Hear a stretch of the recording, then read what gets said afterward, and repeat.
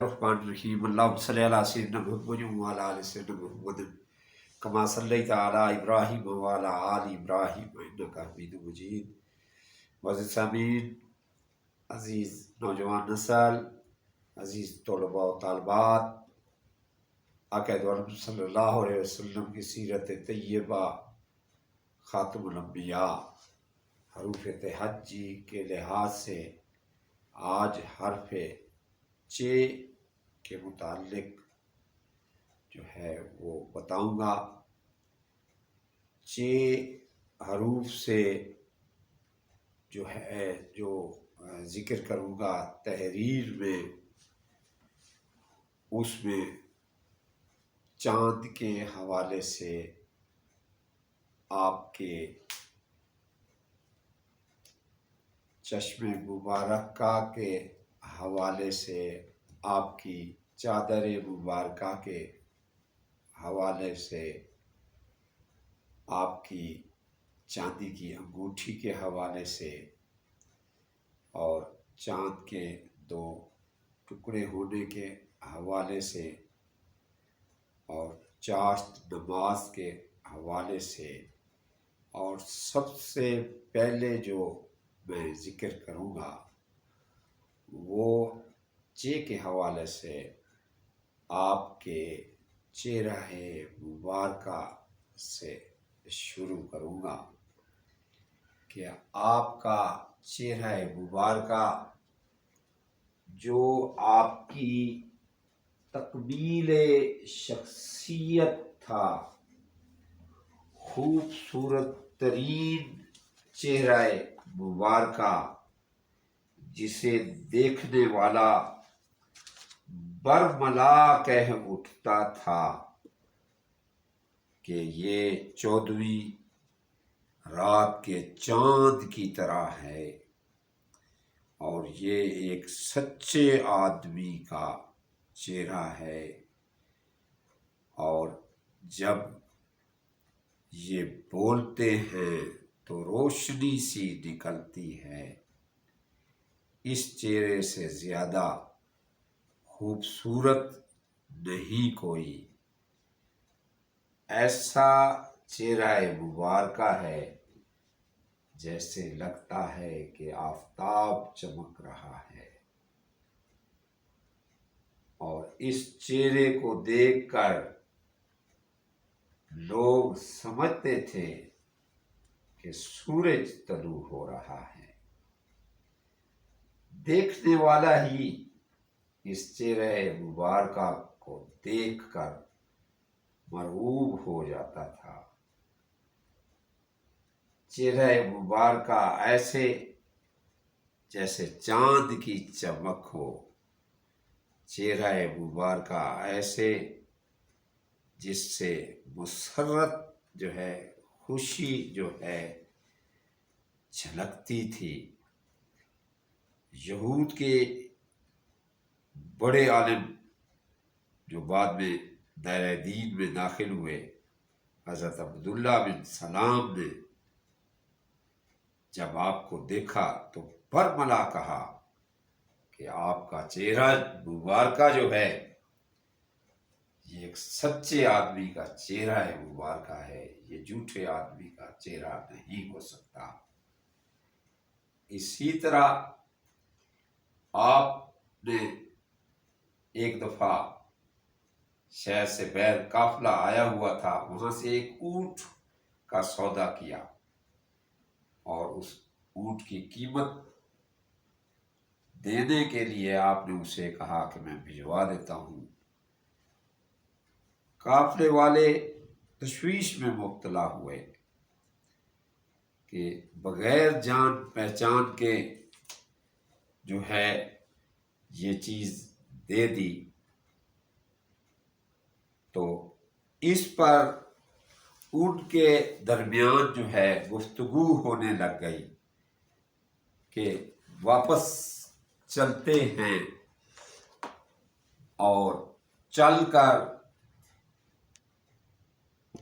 اونٹ کی قیمت شہر کے اندر چلتے ہیں، اور جا کر اونٹ کی قیمت لے کر آتے ہیں۔ اسی قافلے کی سردار کی بیٹی نے کہا کہ قافلے والوں، پریشان ہونے کی ضرورت نہیں ہے، جس شخص نے آپ سے سودا کیا اس شخص کو میں نے اندر سے خیمے سے دیکھ رہی تھی، وہ چاند کی طرح چمکتا ہوا چہرہ تھا، اور وہ آپ کے پیسے ہر حالت میں آ کر واپس کرے گا، ورنہ اس کے پیسے میں ادا کروں گی۔ کیا خوبصورت چہرہ مبارکہ تھا کہ آپ کا قد مبارکہ، خوبصورت رنگت، خوبصورت بال، خوبصورت داڑھی مبارکہ، اور چودھویں کی طرح، چاند کی طرح چمکتا ہوا چہرہ مبارکہ، جس میں خون کی لالی سرخی چہرہ مبارکہ کو اور زیادہ خوبصورت کر دیتی تھی، اور پھر اوپر سے سفید لباس، سبحان اللہ و بحمدہ سبحان اللہ العظیم، سفید لباس اور سفید رومال اوپر آپ کے، اور سفید چادر۔ جس نے بھی آپ کے چہرہ مبارکہ کو دیکھا وہ ایمان کی حالت میں اگر ہے تو اس پر اس چہرے مبارکہ کا عکس جو آتا ہے اس پر دوزخ کی آگ حرام ہو جاتی ہے۔ شرط یہ ہے کہ حالت ایمان میں دیکھا ہو اور حالت ایمان میں ہی وہ فوت ہوا ہو۔ تو کیا تعریف مبارکہ ہے کہ میں تیری تعریف کرتا ہی اسی لیے ہوں کہ واقعی تو تعریف کے قابل ہے۔ چشم مبارکہ کی کیا خوبصورتی تھی، بری بری ہوئی آنکھیں، اور پھر آپ کا چہرہ مبارکہ جس وقت مسکراہٹ آتی تھی تو کھل اٹھتا تھا، اور جب غصہ فرماتے تھے تو چہرہ مبارکہ جو ہے وہ سرخ ہو جاتا تھا۔ صحابہ کرام سمجھ جاتے تھے۔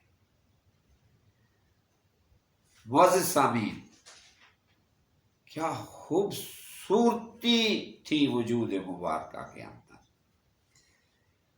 جہاں پہ بیٹھتے تھے دیکھنے والے، بیٹھنے والے مسحور ہو جاتے تھے، اور پھر ایسی خاموشی صادر ہو جاتی تھی کہ جیسے وہاں پر سناٹا سا آ گیا۔ سبحان اللہ و بحمدہ سبحان اللہ العظیم۔ اسی طرح آپ کی انگلی مبارکہ سے چاند جو ہے وہ 2 ٹکڑے ہو گیا۔ کفار مکہ نے ضد کی،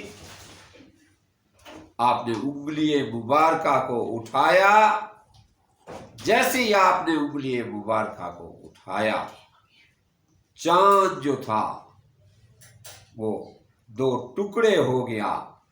ایک ٹکڑا جو ہے وہ اس طرف ہو گیا، اور ایک ٹکڑا جو ہے وہ اس طرف ہو گیا۔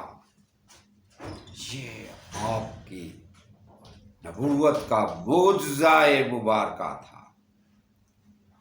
اسی طرح آپ کی چال مبارکہ، سبحان اللہ، بچپن میں جب آپ چلتے تھے اماں حلیمہ کہتی ہیں کہ اوپر بادلوں کا سایہ بن جاتا تھا، آپ کی چال مبارکہ کی عاجزی اور پروقار کیفیت ایسے تھی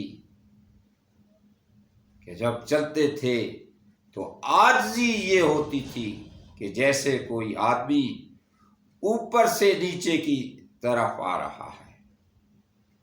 سبحان اللہ و بحمدہ، سبحان اللہ العظیم۔ اسی طرح سے چابی بیت اللہ کا ذکر بھی کروں گا کہ ایک دن آپ بیت اللہ کے اندر گئے تو بیت اللہ کو جو اس وقت کا چابی رکھنے والا تھا، اس نے چابی، آپ نے اسے کہا کہ کھولو میں عبادت کرتا ہوں، اس نے بیت اللہ کا دروازہ نہ کھولا۔ لیکن جس وقت آپ نے بیت اللہ کو فتح کیا، اس وقت اسی قبیلے کے فرد کو، عثمان بن طلحہ کو، آپ نے وہ چابی جو ہے بیت اللہ کی اسے عطا کی۔ اسی طرح کے حوالے سے چاندی کی انگوٹھی بھی آپ زیب تن کرتے تھے، انگوٹھی مبارکہ پہنتے تھے جس پر محمد رسول اللہ لکھا ہوا ہوتا تھا۔ تو معزز سامعین، کے حوالے سے میں نے جو کچھ میرے ذہن میں تھا وہ میں نے آپ کو بتایا۔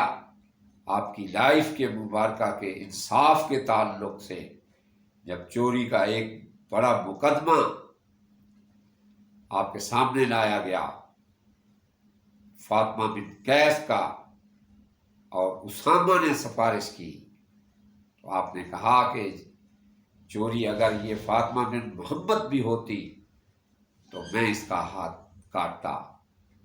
اسی طرح کے حوالے سے چرواہا کے طور پر بھی آپ نے بکریاں چرائیں، اور بکریاں چرانا جو ہے ہر نبی کی سنت ہوتی ہے۔ سبحان ربک رب العزت عما یصفون والسلام علی المرسلین والحمد للہ رب العالمین۔ اللہم صل علی محمد وعلی آل محمد کما صلیت علی ابراہیم وعلی آل ابراہیم انک حمید مجید۔